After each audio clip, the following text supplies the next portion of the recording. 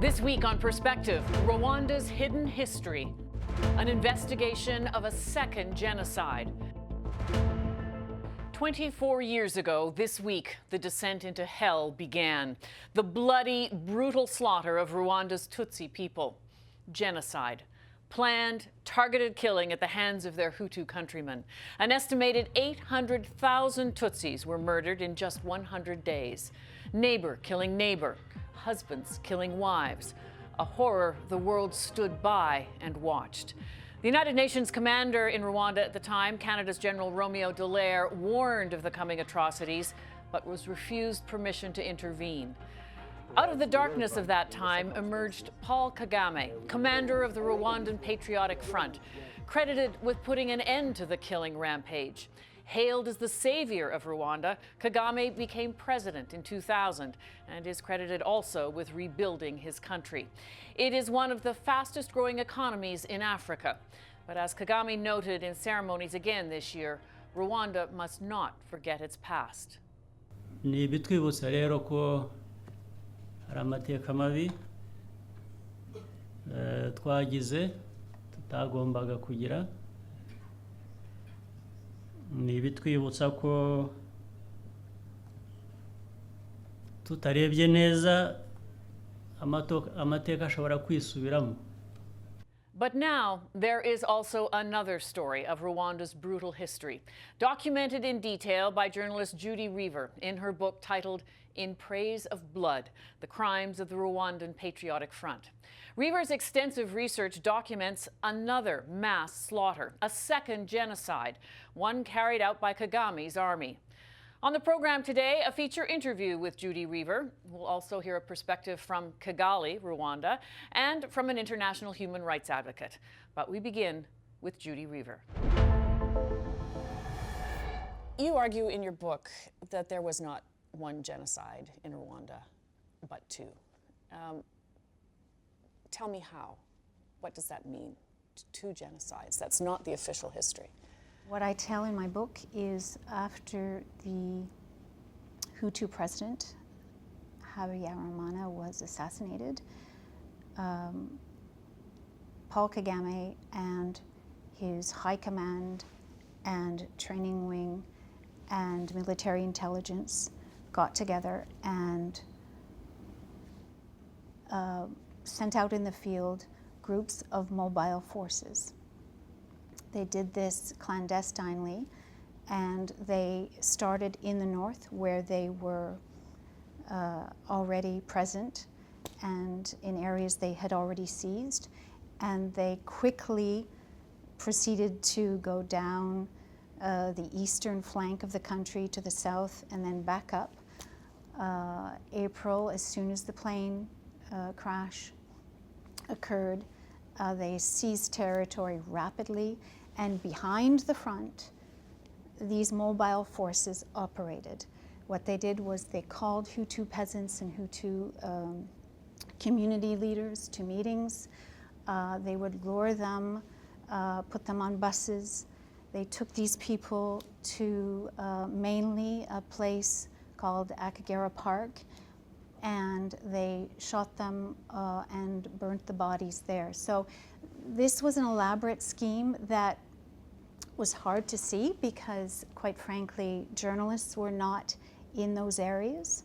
So while the genocide was being perpetrated against the Tutsis, and the numbers ranged between 500,000 and 1 million Tutsis being killed, you're saying the same genocide was being carried out against the Hutus themselves by the so-called leader of the victims of the genocide. Yes. Leader of the victims that's contentious, or you know, I might disagree with that, but yes, that's what was happening. Certainly Tutsis were targeted systematically in zones that were controlled by Hutu elements, and they were systematically targeted mainly by Hutu militias. So there's no doubt that there was a genocide against Tutsis. The hidden violence, the violence that most people did not realize was happening in those zones that were controlled quite quickly by the Rwandan Patriotic Front and its army. By Kagame's army. Absolutely. And how many victims were there of the Hutu genocide? The way in which these killing squads operated gives an idea of the scale and scope of the killing and the victims. So we've had these estimates come from former soldiers, Kagame's former soldiers, and also his former officers, but a few people at the International Criminal Tribunal for Rwanda.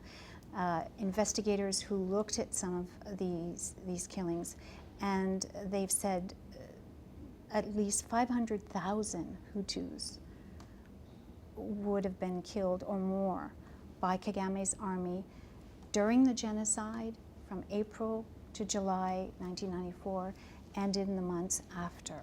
In the beginning, you were there like other journalists, as you mentioned earlier. At what point did you realize that you were covering a different story than the genocide against the Tutsis? I wasn't in Rwanda during the genocide, but I got a glimpse. First of all, I felt that there was a baptism by fire regarding who the Rwandan Patriotic Front was and how they operated. I got a sense of that in Congo. Right after Mobutu fell, President Mobutu Sese Seko was toppled by Kagame's troops in '97. So I went there a couple of days after that overthrow, and I went into the Congolese jungle with humanitarian workers who were local Congolese. And we were there, these were search and rescue missions, we were there to find survivors, Hutu refugee survivors, people who had been attacked and chased from eastern Congo to western Congo. So I was in the forest south of Kisangani, and we found survivors, and they told me those stories. They told me the stories of how they'd been chased and their family members had been killed, slaughtered in the jungle. I had no idea that Kagame, who was at that point being elevated to a status of a leader of an African Renaissance, that his troops had actually done this, but they did, and it was systematic, and I interviewed one person after another, and I saw these children. So then I realized, okay, something's wrong. From there, I started to ask more questions about why they had fled to Congo, first of all. Why the Hutus had fled. Exactly, why the Rwandan Hutus had fled, and why they stayed in Zaire, which was renamed Congo, why they wouldn't go back home. And it was then, during those interviews, but also months later, listening to my tape, that I started to understand that there was a whole other part of history that I hadn't heard of. You basically talk about a cover-up. Who's responsible for that cover-up? Well, the way in which the cover-up occurred is an interesting story, but the West is basically responsible. Powerful insiders at the United Nations, people in the US government who have covered for Kagame for many years. One of the first glimpses of the violence and the voices that were raised, the alarm, was during the genocide. There was a UN cable, for example, that was issued in May about Hutu peasants being chased and slaughtered by Kagame's army in May 1994 at the height of the genocide. And that cable must have been known to the UN peacekeeping force. So must have been known to Romeo Dallaire, you said? Absolutely. There is no doubt in my mind that that report, which was then handed to Refugees International and other NGOs, there's no doubt that that testimony and those stories of Hutus being slaughtered, burned, and chased into Tanzania, and then their bodies, the bodies of people who died were dumped in the Akagera River. There's no doubt that the UN knew. The tribunal, the Rwanda tribunal as well, you suggest had elements of this story but didn't investigate? Well, the tribunal was set up in the aftermath of the genocide to to investigate and try the most serious crimes.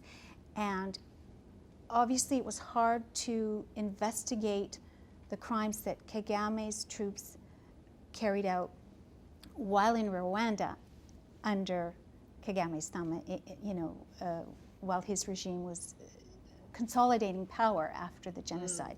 The UN needed to investigate what the Hutu genocidaires had committed, what crimes they had committed. And at the same time, they set up a clandestine unit to investigate the crimes committed by Kagame's troops. But that was hard to do that probe, so most of the achievements they made or investigations were actually when they got a hold of defectors who had fled to Uganda. So the best they could do was to interview these people who were fleeing from the regime, and they did do that. And they came up with a fair amount of evidence, certainly very interesting prima facie evidence, enough to issue indictments. By that time, there was a chief prosecutor at the tribunal, an Italian woman, a Swiss-Italian named Carla Del Ponte, and she announced that she would have some indictments ready. It was about 2001, 2002, within a year. And by 2003, she was removed. And she was removed because at that time, the United States had a fair amount of influence. There were no indictments against Kagame's officers, against Kagame himself, ever issued. There were no international prosecutions. So all this to say is that the United Nations buried the evidence and basically cemented his impunity.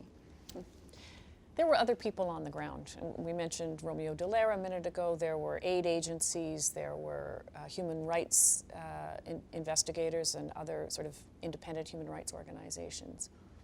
Are they complicit in this cover-up? And if so, how? Well, there are degrees of complicity.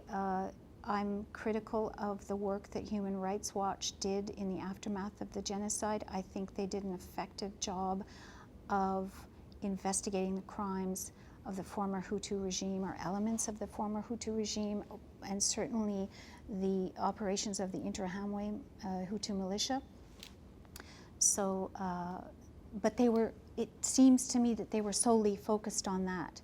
And we were seeing what was happening is an enormous amount of propaganda at the time, that this was a catastrophe that occurred in Rwanda that was... It was indeed. That it was a catastrophe between good and bad forces, evil and good forces. And it was cataclysmic, it was a catastrophe, but the violence was bidirectional. And I didn't see a determined, willful, and sustained effort on the part of human rights organizations, certainly Human Rights Watch, to figure out what was happening, what had happened to Hutus in RPF zones. I know that over the years of researching and writing this, that you have been threatened, that Kagame tried to stop you from writing this book, essentially. How were you targeted? In 2013, when I really started to understand the methods and the nature of violence, not only the violence in Rwanda today, but certainly what Kagame and his government had hid all these years, because I had broken through to many victims and a certain number of former officers, people from the inside. Then they started harassing me at home with nightly phone calls. They started following me when I travel. So I had some security issues, but it wasn't until 2014, end of 2013, where the threats to my family started. There was a phone call to the house from an anonymous caller who threatened violence against my daughter, simulated explosions and gunshots, and used her name. That was very chilling, and so at that point the Canadian authorities started following my case, and we really ramped up security measures. But I continued to work anyhow, and by the time I did more interviews in Brussels, then it was clear to me that they really meant business. And there was one trip in particular where I arrived in Brussels and I was met by Belgian state security officials, and they told me that they had credible intelligence, credible information that the Rwandan embassy in Belgium constituted a threat to my life. The security threat was serious. It was considered severe, 3 out of 4. They didn't know when a potential attack would occur, but they thought it would. Now, I didn't know what the form of that attack would be. I didn't know what kind of violence they were planning, but we had some indication that they were laying a trap for me. So during that trip in the middle of 2014, I had bodyguards, armored Mercedes. It was surreal, but it brought home to me the level of danger that I was in doing this work. But it's still nothing compared to the kind of targeting and assassinations that Rwandans have faced, who have fled and who have tried to tell some of these stories. What I've experienced, as traumatic as it is for me, is it's a drop in the bucket compared to all the voices who have been silenced in this story. Thank you. I admire your courage and your determination. Thank you.